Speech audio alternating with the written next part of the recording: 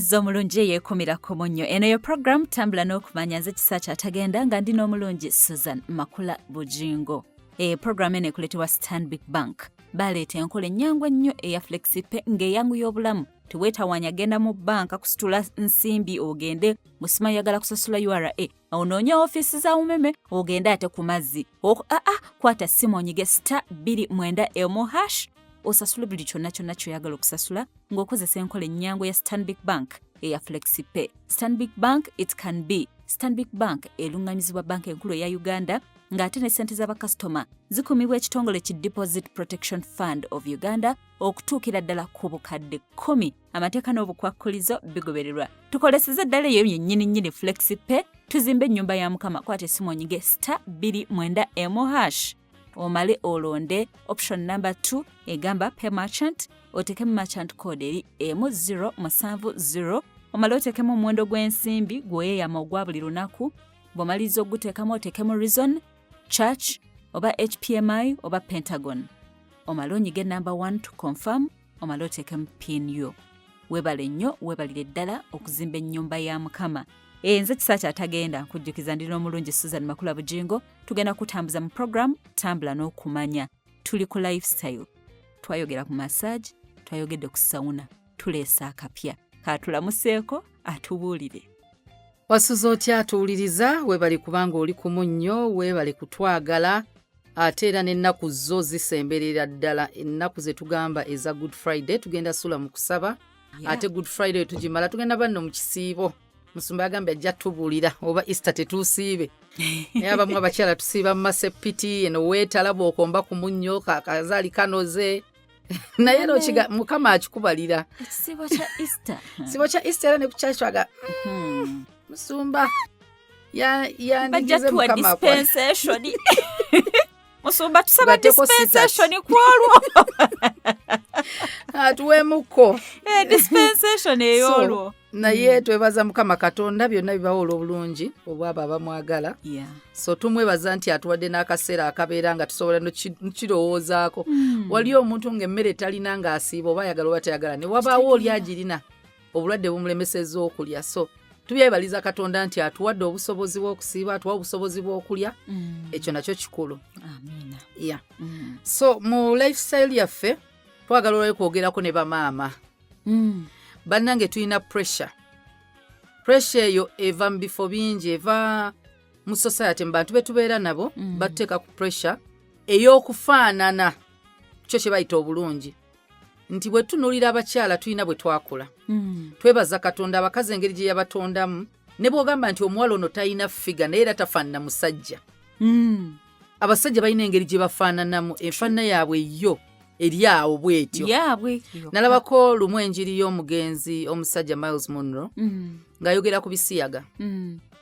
N'agamba naye abasajja weegomba otya ekintu ekyo? Musajja munno mutunuulire bw'olaba. Gwe bw'olaba awo ng'oggyeko sitaani okutawanya ki kye weegombawo. N'agamba tunuulire ekitonde ekikazi. Enkula yaakyo yokka mukyala ne bamuleeta ekumala ne bamugamba yeetooloole. Ogenda olaba omukazi nga amazima ali attractive. Olina okuba nga olina ekirala ekikuli ku mutwe okuba nga omusajja munno akulabikira bulungi. Naye ate naffe abakazi kubanga si basiyazi basajja bokka, ebintu ebimu ebitusikiriza ku basajja kyekiri ekyobutonde kye balina nti bali masculine, tebali nga ffe nti tuli bakazi n'amabeere muli awo mufaanagana nga bw'ona okwata gundi charger n'ogiteeka mu charger egenda mu socket. So waliwo ebintu nga tebijja. Waliwo kiri kyolaba ekifuba ky'omusajja kyova olaba n'abakazi abasiyaga baagala kusooka kufaanana basajja, era nabo bakimanyi nti omukazi tasobola falling in love with a woman. Naye kakati oba okiraba nti busiru bwe bubatawaanya nti omuwala alina okusooka okwambalanga omusajja, alina okusooka okwogeranga entambula, amabeere agasibira ddala galeke kulabika. Lwaki? Nawe kikulaga nti kyokola kyekiriyo. Ono gw'oyagala alina okusooka okufaanana. N'abaagala abasajja bannaabwe nabo balaba baliko ekikyamu kubanga you need penetration. Kati Katonda yakola omukazi ng'olwedde ekifo weekiri.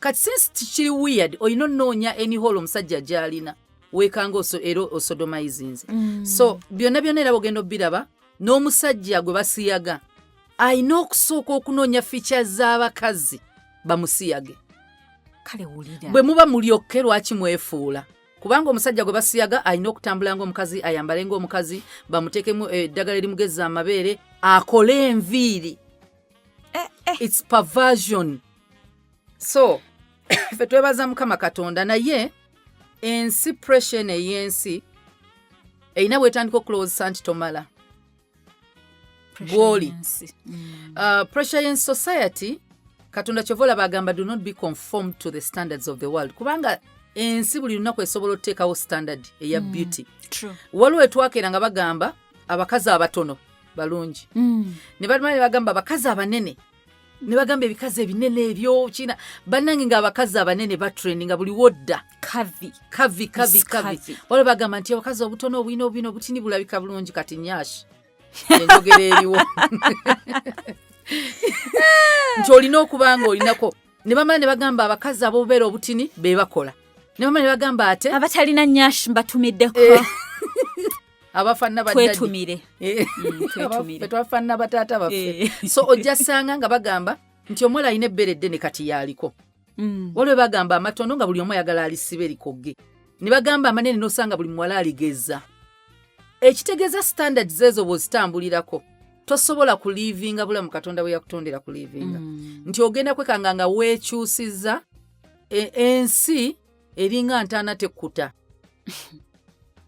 buli lunaku walina okubaawo ekipya nti bayinza okujja ne bagamba nti kati akagoye akakwata ke kaliko oguddako ne baleeta bagamba ebinene bwe biti bye biriko ogenda ssanga nga bagamba ebiteeteeyo ebinene nnyo bwe biti nga mwenna mulinga basiraamu mu kibuga mwambala ebigoye biri awo ebiwanvu bwe kityo oguddako ne bagamba high west obupala obusibira eno waggulu ne bumala ne bubula ne bagamba lokat ekitegeeza bw'oba tomanyi ky'oli ogenda kubula obula lwaki tugamba pressure nti tulina bwe twakula abakazi tuyina ze tuyita genes nti mu musaayi gwammwe osobola okufaanana omusaayi omusaayi gwammwe olina gw'ofaanana ewammwe oba eyali ewammwe kyangu okusika sayidi ya maama kyangu okusika sayidi ya taata ye ogenda laba omwana afuluma bw'ali oba figa oba magezi oba ntunula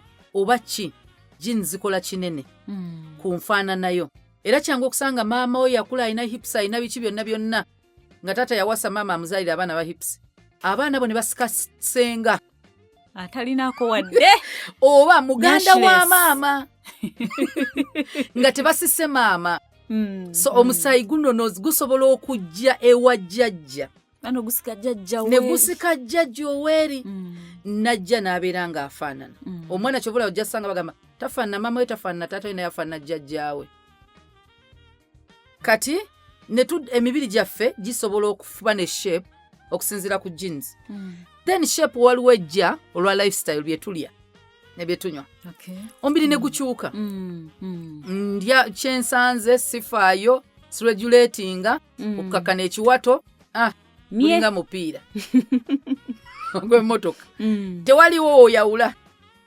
kafaliso kali abo bakazinze toyawula ne wabaawo omuntu nga bwe yazaala omukazi omubiri tegwaddayo okutwala shepu gye gwalina gwewa shepu empya ne gukyuka nga ne bwakola atya gwakyuka kati ebintu ebyo byonna factors bw'ozitunulira buli muntu alina bw'afaanana era ojja ssanga oli ng'agamba nze okuva bwe nazaala kino ne kijja bwe nafuna olubuto kino ne kijja ne nzaala ne kigeana okuddayo oli n'agamba naye ewaffe bwe tuli so olina okusooka n'otunula ewammwe gye muva bwe mufaanana yes bwe muba si bwe mufaanana endyayo eri etya kati nze neemanya ebintu bye nsinga okulya bigeza kyebyo ebintu bye nsinga okuyoya ŋŋano nti omuntu w'eŋŋano toddawo ne weemulugunya buli ssaawa nti olina okusiba omusipi simanyi gata va ku ŋŋano bebiri bye batugambye nti omanye obutwa gye buva bulekeraawo kati omubiri ogwo we guba bwe gutyo naye ensi ekimanyi nti tuli insecure tetumatidde kye tulina era omubiri gwaffe ng'oyagala okutta ekintu kigeraageranye ku kirala ekintu kyonna ng'oyagala okukitta kigeraageranye nti bwenva negeraageranya ku kisaakye ntandika ofuuka omubi okitegedde ulita wabaddewo obuzibu nga mbeera nzekka kasita ntandika okwegeraageranya ku kisaakye nendaba ekiwato naye maama nze nabaaki olwo kati ogenda n'ekisaakye akatumbwe n'otunuulira akako noga naye simayiro onokuulamu mannyo when nabadde ku Sunday we were joking ati oli after childbirth olubuto terunaba kutereera bulungi gamba but I have to tuck in tucking in otambula ossa omuko olubuto olugudde n'okwekubya ebifaananyi batwane bupoozi osulamu kobooti naye ekireese obuzibu tetukkiriza nti bwe tuli tumala waliwo kye tugamba nti lwana naawe okitereze kubanga omanyi naawe lwaki kyajja ye muntu alya waliwo naazadde oyo ye tusooke tumugjewo noono jeans oyo talina kyakukolera mubiri gwe naye waliwo naawe omubiri gwe walina nga endyayo egukyusizza kati endyayo gy'oba oddamu okyuse nga luli wasiibanga kato kyasiiba naye ate wali olina byotalya kati ebintu bye bayita junk byonna butto ajjudde emmereyo naye ate there's something that I'm realizing which is weird olaba tubeera nga tulina embeera gye tuyitamu obanga sente tezinnawera there are some things we don't do kati sente wezitandika okujja and that very money is the one that kills us oyagala to eat all the junk you think it's the good things bulungi nnyo kati sente tugamba sente zitutuma no twalina okwegomba sente bwe zizze ne zikutuukiriza ne tukirya ne tukola kinaye ne twerabira nti obulamu bwaffe bukulu naye twogera ku ndabika y'omubiri ey'omukyala abawala bwe twogera ku mubiri gwonna amabeere go tosobola gakyusa geego gulinga mutwego omutwe gufuluma gwego gukula bukuzi ne gutekinga shape ne gutereera gwego tosobola kulya kikoza mutwe toyina kyogenda kulya koza bbeere tewali kikoza mutwe guba munene gwego yawula amatama n'omutwego amatama gasobola okugejja omutwe tegugejja era buli lwolabanga omutwe gwo gutandisa okugejja okusinga omubiri gwo manya weekozezza omutwe gwo gusigadde mu sayizi yago tegukogga kati gwe n'osala eno n'obeera nga tofaanagana tewenkana so waliwo ebitundu ebitagenda kuvaako amagumba go galina shape mwe gali kankugereza oluba lw'omuntu ye shape ya feesi ye ekyo tosobola kikoza era bw'oba oyagala kikoza olina okgenda ne bagamenya ne bamenya amagumba ago ne bagareshapinga ekitegeeza nti kati ojjewo ekiri nakyo so endabika ya feesi yo era ekintu ekimu ekijja okyusa ojja laba nti gyakoma omuntu ogenda nga akadduwa nga amagumba gagenda geeyeera gakendeera ne shepu ya feesi ekyuka amannyo gagenda gagaggwamu emba ne zigwamu kitegeeza waliwo ebigenze bikyuka n'ebyo biri nakyo nti gy'ogenda okula kati bwe tukka wansi mu kifuba kyaffe ekifuba kyaffe jjako ebbeere ge magumba gaffe bwe gaakula waliwo emikono eminene nga nnyama ng'osobola ogisala ti masavu naye ekifuba ekigazi shepu yo ago amagumba go tolina kyaggakolera katonda yakutonda ng'oli bw'otyo osobola otwala ekifuba ekyo nga shepu ya dadi ya mami ya jeans bwe ziri nga katonda ate bw'akuwa shepu eyo ejja yonna paka ne mu kiwato wano mwe tuyita embiriizi kati mu magumba gano munda mu go kye tulina bw'oba wasomako sayansi ekimu kye bayita omugaso gw'amagumba gano ag'omu kifuba n'embiriizi eringa bw'onoolaba ennyumba eterekeddwamu ebintu omutima gwo guli omwo amawuggwe go gali omwo bikyawo ebiri awo mu kifuba omutima amawuggwe bokka mu mbiriizi waliwo olubuto waliwo awo ensigo waliwo ekibumba waliwo awo ebintu bingi ebiri mu embiriizi zino tezikoma kuwa shape ya nkulayo. Zirina bye zikuuma. Bwe ziba nga zirina bye zikuuma, shape mwe ziri Katonda yazikolanga n'ebiri munda bituddemu bulungi nga tebikosebwa, omuntu asobola okukuba panchi wano naye takuba ku kibumba kyo, takuba ku mawuggwe, takuba ku mutima. Era singa ekintu kyonna kikunyiga amagumba gano ndegeeweta munda okosebwa. Kati tufuna obuzibu ng'omuwala alowooza ekiwato kye kirina ttandikira mu kifuba. Mu kifuba wansi w'ebbeere. Wansi w'ebbeere waliyo mbiriizi. Ndi mu kwekebera kundabe. Bw'onyiga embiriizi okuva wansi w'ebbeere. Embiriizi. Kwata essimu yo gugolinga. Ribs zikuuma organs ki? Katugenda ku ssimu buli omu akwata Google bw'ojja otegeera. Olaba wali bulijjo otugamba nyiga *291#. Bikyuse. Kati genda mu Google. Tugenda mu Uncle Google. Uncle Google sa. Tugambe kuteekamu biki? Embiriizi. Embiriizi zo zikuumye. Rib cage yo protecting organs ki? Ky'oba oteekamu. Ogenda kuzuula ekisakye kansooke ekisakye kandabe essimu yo oba eri ku mulembe. Rib cage protecting organs ki? Data. The rib cage helps protect the organs in the chest such as hearts and lungs from damage. Kye bayita amawuggwe n'omutima biri mu mbiriizi. Embiriizi. Naye ebitundu ebyo ebibiri biri delicate nnyo nti osobola okufiirawo singa bikosebwako. Laba Gadi Katonda gye yagiwa. Amawuggwe n'omutima biri caged nti abantu abamu batera okusera ba wrestling naye nsanga abantu babiraba. Wrestling waliwo gwe bazanyira nga bali mu cage. So cage eno bano abantu batuukako abali munda. Cage eno gy'olina osooka okumenya. Naye embiriizi zino ngumu nnyo. Tomala galumenya. Kati tulina abawala nga babagamba ekiwato kyo eyabagamba TV. Ku TV kwaliko mmodo gwe bayita Kim Kardashian. Ku simu ye kwaliko mmodo gwe bayita Beyonce. Bali abantu bizinensi yaabwe mibiri gyabwe. Omubiri gwe ye source of income.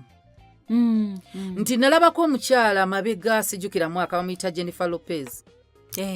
Jello company gye bayita Pepsi yali yamusasula okugiranga. Ng'alanga soda waabwe na biki bwe bityo. Naye mu contract endagaano ye omubiri gwe gwali gumu ku bintu ebisayiningiddwa okubanga biranga ki? Pepsi figa ye tekyuka, tagejja, takogga. Ng'omubiri ogwo baagupima size obunene kubanga hips zino basobola okupima hips z'obunene, ekiwato obunene, ng'alina okumakinga sure maintaining ekyasasulwa mu kalango. Buli lwavaayo Jello oli gwe baasasula yalina okubanga n'olwaleero yalabikako mu Pepsi. Akabina ke kali insured. Kali insured akabina ka Jello nga kali mu insurance. Ffe n'okutugamba kali insured kubanga akimanyi yali bizinensi ye. Nti ekizibu kyonna ekituuka kabina ke insurance company emusasula.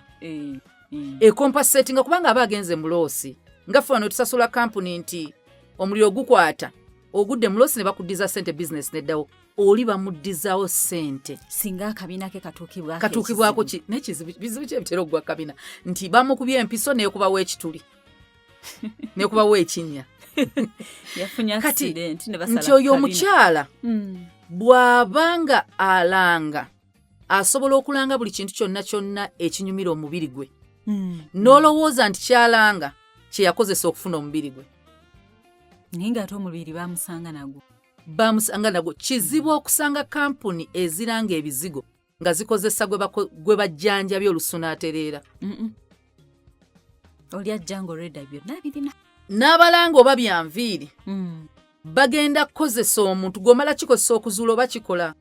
bagenda funa era omuntu alina enviiri ennungi alange akole bw'ati kubanga ekirango ebimu ku lwaki abantu balanga to persuade baagala okupaswedi ng'okikozese kati tulina TV okugira ba celebrities kampani neekola ekintu nemugamba kirange bwakiranga akwata kiwato kye mwasiba Sinti ye yamuwa ekiwato ekyo already ekiwato kibaddewo naye bakulaga nti bw'okikozesa ojja mufaanana ojja kukola akawato ng'aka Kim Kardashian era bamanyi nti omuntu oyo singa alanga balonda abantu be bayita influencer ye muntu asobola okukola ekintu n'osalawo okusinziira ku ye kyakoze oba kyayogedde tebasobola kukwata bukwasi Makula alanga ebbiya nze sina influence mu banywi ba mwenge eyo sirinayo maanyi kati ebintu ebyo ne bene babikola baagala okusikiriza ogule product gye batunda kati abakyala abamu tulowooza nti era babagamba nti abamu abakyala abawala basereebu babajjamu embiriizi yes abalala babakuba eddagala waliwo eddagala lye bakola erigonza amagumba ne gaba manafu kangereze nga bolaba nti omukyala waba atuuse okuzaala Katonda yakola mu butonde bwaffe nti ebirungo bifulumizibwa mu mubiri gy'oko mu lubuto ogenda nga lukula amagumba go gano ag'omu pelvis n'ekitundu kya wansi gagonda ng'omwana asobola oyitawo nga kubanga obugumu bwago omwana tayitawo ne gaba nga gasobola okwadjustingamukko omwana n'ayitawo kati waliwo eddagala lye bakola lye bagira amagumba gano ne bagagonza ne bagasiba ne gateekinga a certain shape yes abalala babakuulamu some bones ne bagajjawo wano ne wakka eggumba lya wansi ne erisembayo balijjawo wakka kubanga shape ezze okusinziira ku skeleton ennyama etuula ku skeleton nti omuntu osobola okwekoza n'osigala era ng'ekiwato tokirina naye ng'oli mutono ng'olina olubuto oluli flat naye nga tolina waistline kubanga ye shape ye ya skeleton bweri ebintu nga birimu science ne geography birimu science mungi tugenda kuwummulamuko katini tukomewo tukubuulire science naawe byotalina kuddukira ng'ogamba munnaye anti oli ali bw'ati tukomawo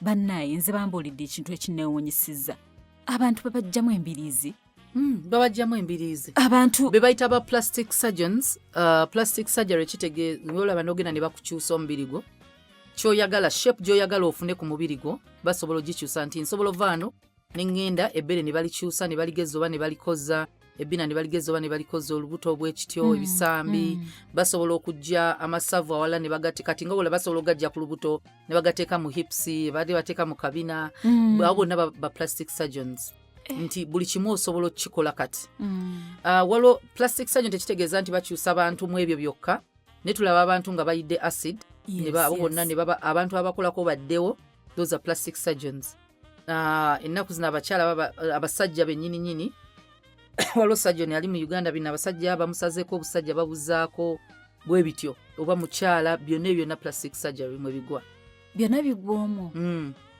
kati naye waliwo kye bayita okuddaabiriza omubiri gwo kati embiriizi ezo bamanyi ozijjamu era bagamba kitwala essaawa emu oba nga bbiri eyo surgery ogikola n'ogenda ne weewaayo ye ogenda ovaayo mukwano ng'olina kagiraasi shape ka shape wano wakka awa giraasi ng'otambula wena oli bwoti bulungi nnyo nga wano wasse bwe bati ka shape kali awo sanganga biyise so abakazi bakulaga nti omubiri gwo tegulabika bulungi kimala kati n'ogamba kaŋŋende nkyuse kati waliwo ezo eziri permanent ng'okugyamu olubizi eyo surgery eri permanent so we balugyamu ogenda funa shape naye teweerabira Katonda takola nsobi mu kubanga embiriizi ziri ezo we ziri n'ennamba yaazo oba ne shape yaazo ziri bwe zityo kubanga munda era gyawulira abasinga batera fa ndwadde ezo eza simanyi lung collapsing kubanga eno ennyama wano we bajje wasigadde tewali kintu kitegeeza wano ne buwonyigawo oba otuuse ku organs ezitalina kukonebwako, and those are soft organs. Kati obukuumi obugyeewo risiki y'okubanga ogenda funa obuzibu nayo ene protecting anti ne bwe-expanding amawuggwe ne wega-expanding agati galina we gakoma tegeyongerayo. Kati ne wabaawo ne bana abalala nga ye tajjeemu lubiriizi ne bamugamba manyi kyoba okola siba olubuto olubuto lusibe ofune ka shape. Ebyo babitugamba tumaze kuzaala n'abatannazaala ezoyita zowulya gata west trainers ezo bwe zityo.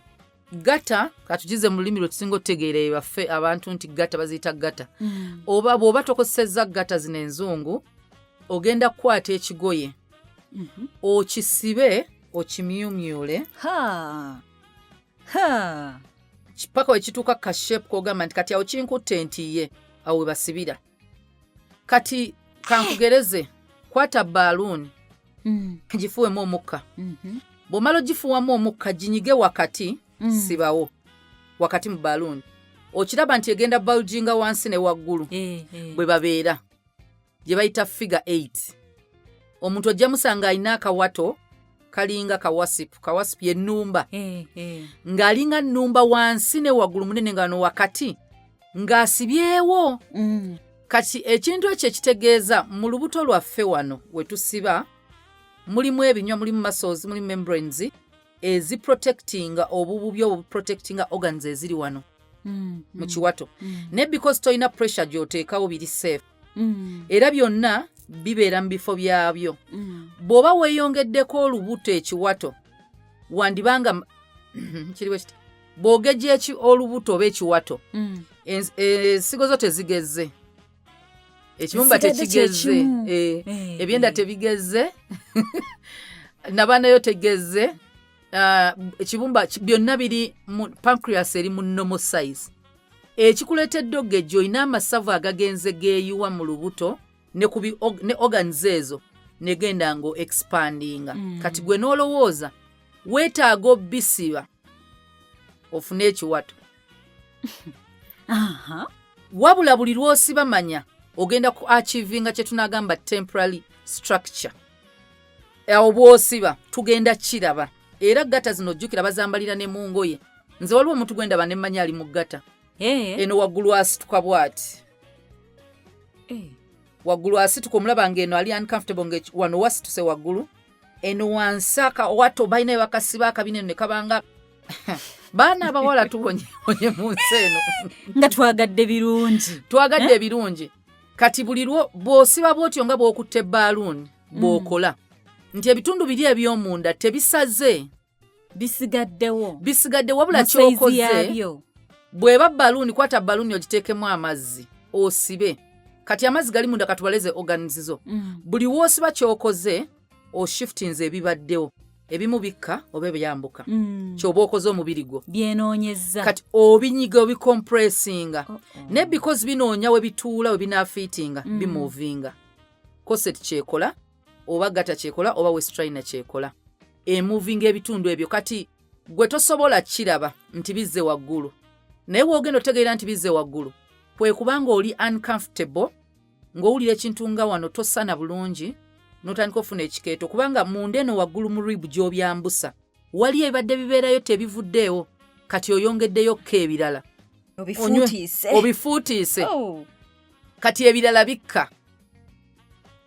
Mu kwenyigiriza complications we zitandikira nti mu kwenyigiriza osooka obubonero waliwo buno obusookerwako tossa bulungi banange munsumulire mpulira nfa. Era omuntu ayambadde eggata bw'ava ku mukolo nadde ewaka ne mugimusumulula awulira emirembe nawulira nga sakati nga buli kimu kidda mu kifo kyakyo.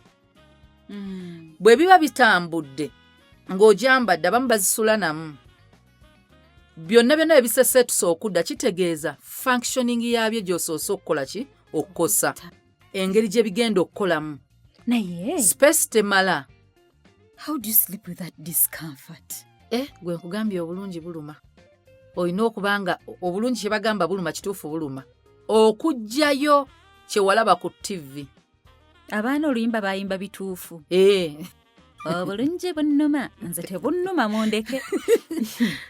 kati ojja sanga ng'omwana oyo okugjayo ekifaananyi kiri alina kusigala mu koset bw'ogijjako era bagenda yitawo ennaku bbiri omubiri guddewo mu sheepu yaagwo kubanga wadisplacinze budisplacinze just nti waseseetudde ebyabaddewo ne wafunda n'osiba waakawato.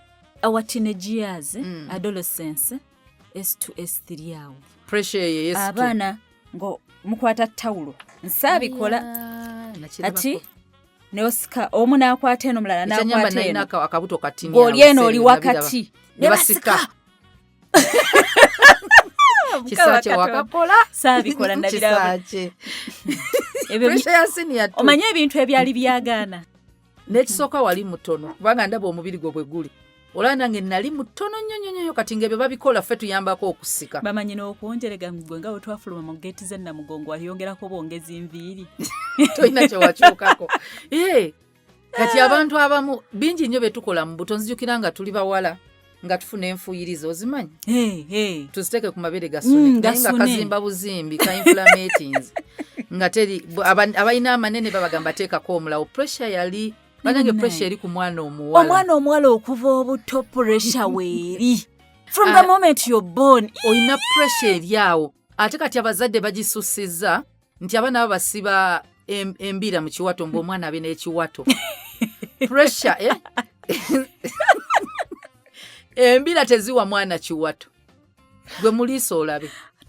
Era ojja kajjamu ogambe y'omwana obubira nga bomunyize nnyo obusale. Omwera ekiwato n'omwera akabina bwoti. Tosobola.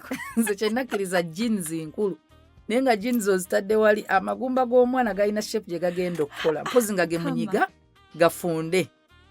Naye awo oluusi weekanga omulwazizza. Ne banyiga omugongo ne banyiga bategumba mu ne baliweta. Era mulekera awo ddinyiga nga liddeyo mugundi mu shape yali. You people, women, ladies, girls out there, you are enough. Pressure ekendere. Nobona okubamu ennyimba.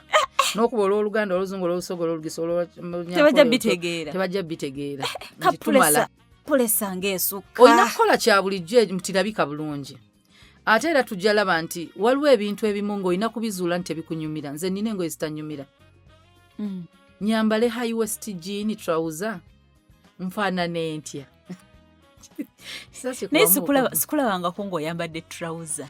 Trouser z'ennyambala ze zino panti nga zolaba ez'amasuuti eza kibwesi eziri free naye jean ekisooka esiba omubiri mbeera uncomfortable nti ntuyana naye ekyokubiri njambala ensibire eno mu kiwato nga kiki ennoonya oyagala nfaane green paper noonya mawulire ku luno mba nga noonyeza nga sigeega nnoonyeza Mukama Katonda. Abaana abawala n'abakyala akwata olubuto n'alusiba ne yeerabira nti kungulu kuno anyiga bunyizi naye buli lwonyiga odisplacinga nti ebitundu biri ebiri munda obiseseetula biveewo osobole okufuna shape gy'oyagala. Kati mu kufunctioninga obuzibu bugenda okujjira. Expansion y'omutima ogikendeza mulimu ebirala ebiyingiddewo amawuggwe kye kimu olubuto kye kimu ky'ova olaba nti ojja funanga namangu ekikeeto era abasinga akabonero akalaga nti obuzibu weebuli kwe kubanga ofuna ekikeeto. So kati bw'aba atandise ofuna ekikeeto agamba kankendeza okulya ng'anuunawo bumagnesium ng'anywa obusirapu kumba olubuto alunyize alusibye kati juice ono yenna ayangwa mangu okudda waggulu buli lwosiba wano wansi olubuto lwaffe luyina akalinga nkayita akabaati akabikkako nti bw'olya emmere eyitawo ne kaddamu ne kebika automatically system bw'eri kati buli lwonyiga bw'oti obanga akateekako pressure keggulako ebit se bintu bidda oba owulira nga asidi akwokya buli ssaawa so mu binyiga pressure eva wansi kati okabikkula era okutama ng'ogenda wulira nga ebintu bikwokya wano bidda waggulu ebirina okusigala nga bibikiddwa mu lubuto obutakwokya mimiro muno kati mu kudisplacinga afuna shape kituufu era essaawa yo bw'oyambala olugoye ku mukolo onyuma bw'okyambala bulinaku shape ogenda gifuna ekibuzo kiri nti munda ebitundu byo biryokke oganizizo ani gw'osumbuye namu zo munda singa bazikebera tebaziraba nga ziri displaced nga zeenyigiriza nnyo nga tezisobola kukola bulungi tezifunctioninga bulungi so oli nalowooza nti agenda kufuna weight loss tokogga oyawula okogga n'okudisplacinga Mukwano, you've just displaced tokoze. Toyina kyokoze. Ne figure togikoze. Kati West-Train ekimu ku kizibu ekiriwo nti waliwo bw'oba osangiddwa nga oyina aniya. Kozi aniya yani. Aniya waliwo kitegeeza nti munda oyinamu kubanga basinga aniya gwe tumanyi wa byenda. Katugereze ku aniya ow'ekyenda. Nti ekyenda singa kinyigirizibwa nga waliwo awali tissue eri soft yonna yonna kisobola oyitamu oba akatuli konna ekyenda kirisobola ofuna we kiyita. Kati bwe kifuna we kiyita bwe kinyigiriza ku lususu tukirabira ku lususu. Naye munda kiba kyafunyeewo obunafu awantu we kiyise. Era abasinga ekyabasajja aniyo naabeera eno wansi ow'abasajja. Ate ayita mukana akaseke akayitamu enkwaso kubanga it's an opening.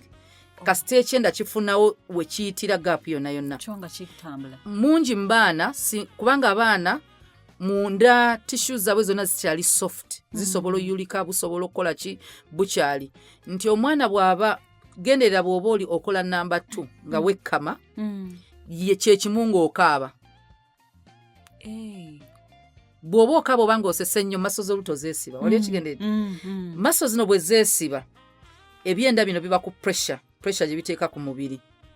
Kati wabadde weesibye jjukira biri munda kati nga bikuteeka pressure ku lususulo. Naye because maso zo munda ngumu tebisobola kufulumirawo. Kati omwana omuto kirala kyovula ajjaako mukaaba ennyo ne risk za aniya ziri waggulu. Nti ekyenda we kipressinga awali soft ne wageza kiyitawo okirabira wano kuzimba mu kkundi. Kati ate kirabibwa nnyo mu kkundi kubanga jjukira ekkundi lino terinnaziba. Kati olusulo wano lukyalabibwa nnyo mangu. Kati ekimu kye bagira abakazi kwe kubanga bw'asiba bw'ati olubuto ebyenda abisibiramu. So bw'abisiba mu obidisplacinga biteeka pressure ku ogani yonna eri okumpi. Kati ekizibu bagamba ekikyasinga awangu binyigiriza nnyo wansi ne bibeera nga binyigiriza eno sayidi ya nabaana ne sayidi ya rectum. Abasinga waagira nti emmeme etandika omuvaayo kye bayita rectal prolapse. Kati abamu bw'atafuna aniya ekyenda okubanga kirina we kikubidde asobola ofuna rectal prolapse. Rectal prolapse kitegeeza okugwa kw'emmeeme. Rectum y'emmeeme. Kubanga enanyigiriza waggulu. Kati ebintu byonna ebiri mu lubuto bisindika mabega, pressure edda mabega. Obanga mwana asindika omukyala yali azaddeko omwana bw'aba asindika owulira pressure mabega ne maaso. Kati eyo pressure ebeerawo ku muntu asibye organs ze omuli ebyenda ng'ate biwanvu ng'ate bingi. Ne binyigiriza ebitundu byo binoonya wali kkubo. Nga nawe bw'onoolaba nti ekintu kyonna bw'okinyigiriza awali ekkubo wekifulumira. Kinoonya wali free. Kati emu ku side effects z'okusiba embuto ye prolapse y'emabega, aniya yekisooka. Ekyokubiri emmeeme okuvaayo. Emmeeme eyo esobola ovaayo ensonga nnyingi eziyinza oleeta rectal prolapse, naye eno gye twogera eya West-Trainers oba ey'okusiba olubuto. Omuwala osobola okuba nga buli wengenda emmanju wali ekintu ekivaayo. Era bajja kuwa eddagala okikorectinga. Abantu abamu babalongoosa nga solution eri egyo toddamu siba lubuto. Kino bakuwa eddagala bajjanjabe naye toddamu kusiba lubuto okubanga lwe lukireeta. Kati okubanga ekikireeta okireseewo n'obwofuna treatment ki tosobola kubanga okijjanjaba. Kati omuntu yenna bw'oba osibye olubuto ekyo kisuubire. Ekirala waliwo kye bayita uterine prolapse kitera okuba ku bakazi abaakazaala. Bw'oba ozadde okuzaala kuba bwe kuti nti nabaanayo egenda egaziwa mpola mpola. Ekyaffe kye tuyita okukula kw'omwana munda. Olubuto olugaziwa lwokka kuva ku wiiki 2, 3 lugenda otuuka ku myezi 9 nga lunene. Olubuto lujjawo ebi organs zonna ne zibiteeka ewalala. Era kyova olaba omukazi w'olubuto kyangu ofuna fistula singa aba azaala ng'afunye complication. Akawago kali nnyo kumpi ne nabaana nti pressure yonna yonna endala eyinza okukoonawo wano asobola ofuna obuzibu.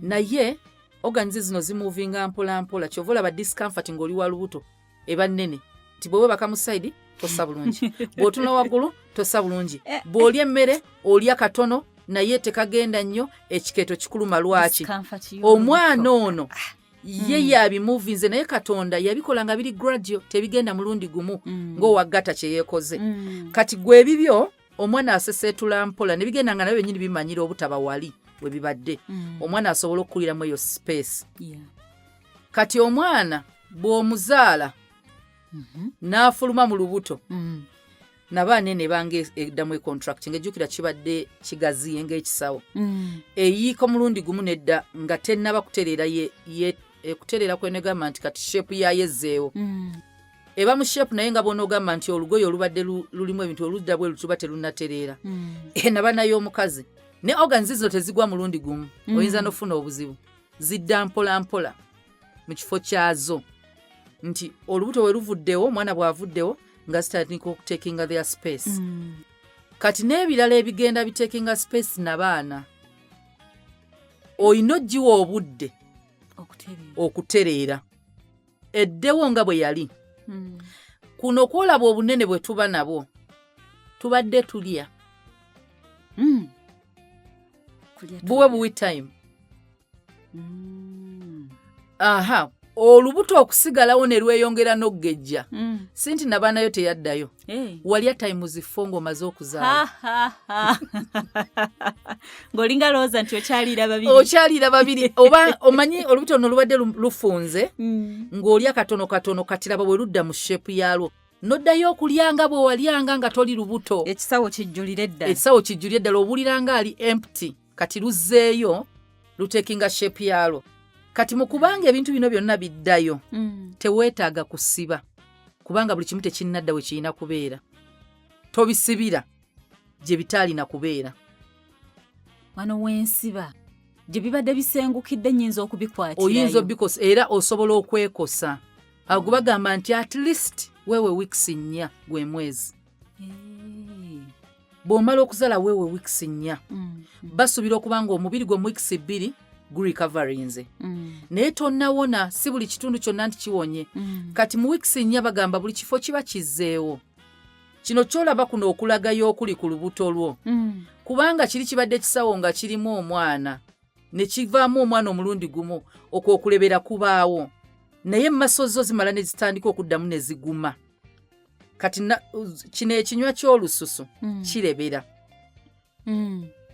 kirebera omanyi wali olabye akaveera katekamu amazzi n'otandika okukanyiga ng'okapika kalina bwe katandika olebera ng'ogaggyemu kati bagamba nti bino olususu luno kinywa ekintu ekimu ky'osobola ozanguya nti zo zeesibe ziba sit-ups ekinywa ne kiddawo strength yakyo ne kyenyweza olususu ne luddawo ne lubeera nga lubadde nga terulebera naye nga wiiki ziri ennya zisoose okuvaawo zimala kuggwa healing y'omukazi azadde eva munda nga bwefuluma teva bweru ng'eyingira owona kuva munda nti oba ekisooka oyina ebbwa mu nnabaana eritannawona ebbwa eryo wewabadde placenta we yali etudde oba omwana w'emabega we yali atudde wasigalawo nga bbwa kyova olaba obleedinga ne bakuwa eddagala ly'omira ne bakola ki ebbwa limanyi okwewonya lyokka kati buli lwokako okuwonako osobola okukozinga mohamu ate kati gwe balongoosezza waliwo zino gata ez'abazungu ze baleeta ez'abakazi abazadde zo bazikolanga specifically yakusiba wano mu kiwato wansi kw'olubuto esiba zitera kusiba kuva wano mu kkundi zisiba lino olubuto olubaddemu omwana ne ziyambako nga luddayo mpola mpola naye ng'osibyewo ezo ndala si zino ze tulina mukwano mu Kampala waliwo zino zo zogenda osanga bagitunda ya $5,000 bameka wana bawala bazigula abazadde oba bagula bwesatu akatalekeka waliwo omuntu omu yagamba simujjukira kusoma kuno kwensoma yagamba tokkiriza kaboozi kufuula maama nga laavu yalema okufuula mukazi we wangi tokkiriza kaboozi kufuula maama nga laavu yalema okufuula mukazi we okay kyennyonnyola kyokka bw'eba laavu yalema okufuula mukazi we akaboozi kano lwaki okkiriza kakufuule maama w'abaana be mukwano kyebuuze. Bw'abanga omukwano tegwakufuula mukyala we, tokkiriza kaboozi kufuula maama w'abaana be. Songerako, siba bulungi, weeraba.